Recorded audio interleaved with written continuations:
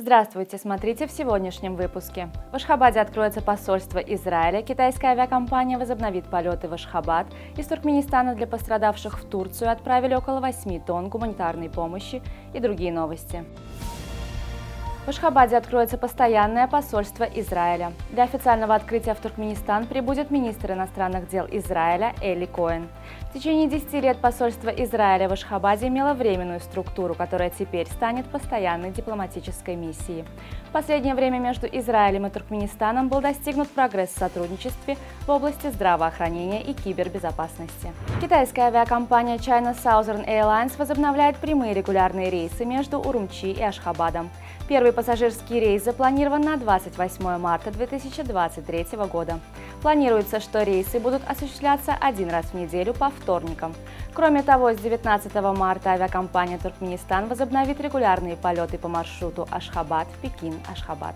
Очередная партия гуманитарной помощи пострадавшим от землетрясения была направлена в Турцию из Ашхабада. На этой неделе Союзом женщин Туркменистана при координации посольства Турции был отправлен 8-тонный грузовик с гуманитарной помощью, состоящий из предметов медицинского назначения, зимней одежды, обуви и кроватей. С приходом весны морской торговый флот предоставил скидки на автомобильные перевозки по маршруту Туркменбаши-Баку-Туркменбаши.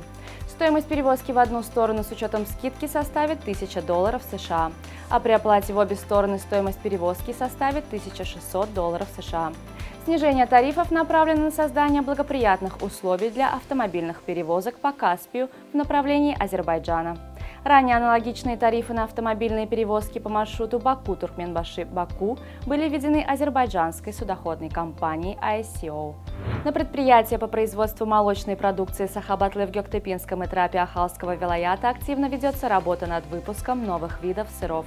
По словам представителя хозяйственного общества, новая продукция появится в середине текущего года. На сегодняшний день Сахабатлы производят два вида сыра под названиями Байтак и Делим. Также в ассортименте предприятия десятки видов молочных продуктов – молоко, кефир, айран, сюзьма, сметана, творог. Японское управление геопространственной информации провело цифровое картографирование и обнаружило 7000 новых островов. С 1987 года официально в Японии насчитывалось 6852 острова. Последние же данные увеличили эту цифру до 14125 островов. Специалисты поясняют, что общая территория Земли, находящаяся во владении Японии, неизменна, так как рост островов обусловлен технологическими достижениями в геодезии и детализации карт. В ходе заседания Исполнительного комитета СНГ был согласован проект соглашения о сотрудничестве в медицинском страховании трудовых мигрантов и членов их семей. Проект подразумевает внедрение обязательного медицинского страхования для трудовых мигрантов на территории стран Содружества. В случае принятия законопроекта будет введено обязательное медицинское страхование мигрантов из стран СНГ, работающих в России, чтобы они могли получать все виды медпомощи. Киргизский футбольный клуб «Абдыш-Ата» объявил о переходе футболиста молодежной сборной Туркменистана Теймура Чарыева. С февраля Чарыев находился в киргизском клубе на просмотре. Он принял участие в учебно-тренировочных сборах команды в Турции. «Абдыш-Ата» – действующий чемпион Киргизстана и примет участие в новом розыгрыше Кубка АФК.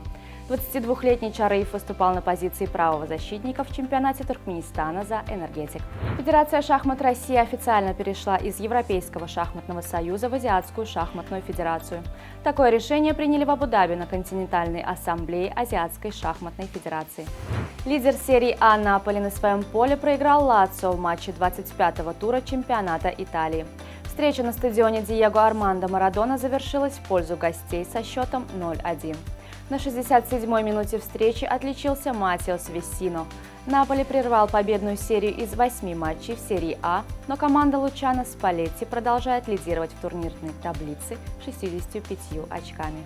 На сегодня это все. Со всеми новостями вы можете познакомиться на сайте turkmenportal.com и на наших официальных страницах в социальных сетях. Всего вам доброго и помните, что Туркменпортал – ваш самый надежный источник новостей.